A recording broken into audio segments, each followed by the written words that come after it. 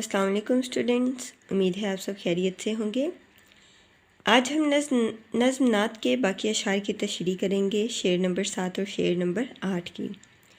हवाला मतन हम शुरू में कर चुके हैं, इसलिए हम आज दोबारा नहीं करेंगे, लेकिन जब पेपर में आपको बंद या शेर की तशरीह आ जाए तो आपने उसके साथ हवाला मतन लाजमी लिखना होता है।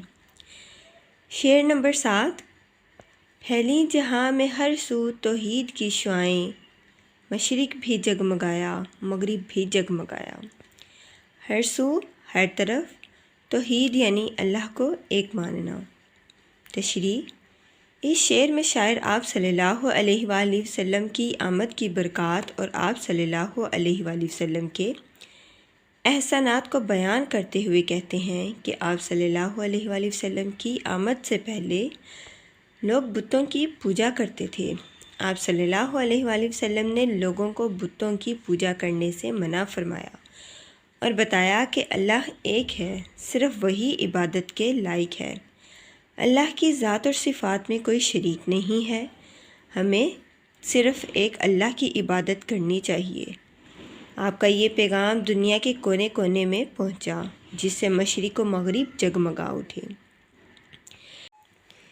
शायर कहते हैं कि रसूलुल्लाह सल्लल्लाहु अलैहि वसल्लम की आमद से पहले लोग बुतों की पूजा करते थे, गुनाहों में डूबे हुए थे। उन्होंने अपने मकासद के लिए, हर काम के लिए एक अलग से बुत बनाया होता था, जिसका दूसरे से मुख्तलिफ नाम भी होता था। वो हर काम के लिए अलग अलग बुतों से रुजू करते थे। तो आप सल्लल्लाहु अलैहि वसल्लम ने लोगों को बुतों की पूजा करने से मना फरमाया, उन्हें हक़ और सच का पैगाम सुनाया।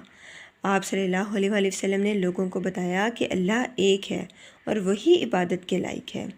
वो ज़ात और सिफ़ात में अकेला है, वो वहदहु ला शरीक है, उसका कोई शरीक नहीं है, उसका कोई हमसर नहीं है। वो वाहिद है और सिर्फ़ वही इबादत के लायक है। अल्लाह ताला की इबादत करनी चाहिए। और आप सल्लल्लाहु अलैहि वसल्लम का ये पैगाम दुनिया के कोने कोने में पहुँचा, जिससे मशरिक़ व मगरिब जगमगा उठे, जिससे मशरिक़ व मगरिब दीन की रोशनी से रोशन हो गए। शेर नंबर 8।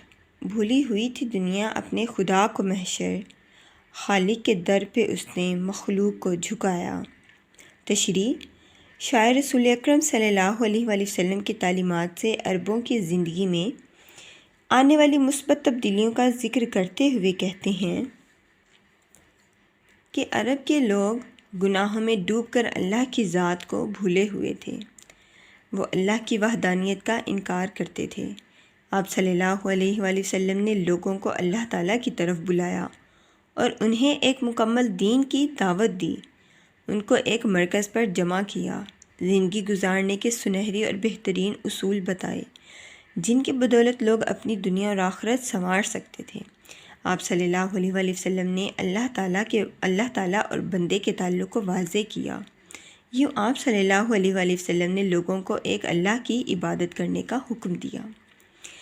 शायर कहते हैं कि रसूलुल्लाह सल्लल्लाहु अलैहि वसल्लम की आमद से पहले लोग बुतों की पूजा करते थे। लोग जहालत की तारीकियों में डूबे हुए थे, वो गुनाहों में डूबे हुए थे, गिरे हुए थे।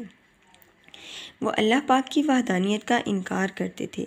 तो हुज़ूर सल्लल्लाहु अलैहि वसल्लम ने लोगों को अल्लाह ताला की तरफ बुलाया, उन्हें एक मुकम्मल दीन की दावत दी, उन्हें एक मुकम्मल दीन इस्लाम की तरफ बुलाया, उन्हें एक मरकज़ पर जमा किया, उन्हें ज़िंदगी गुजारने के वो बेहतरीन और सुनहरी उसूल बताए, जिनकी बदौलत वो अपनी दुनिया और आखिरत को संवार सकते थे। अपनी दुनिया के साथ साथ अपनी आखिरत में भी कामयाबी को यकीनी बना सकते थे। आप सल्लल्लाहु अलैहि वसल्लम ने बंदों का अपने अल्लाह के साथ जो ताल्लुक़ था उसको वाज़ेह किया। यूँ आप सल्लल्लाहु अलैहि वसल्लम ने लोगों को एक अल्लाह की इबादत करने का हुक्म दिया।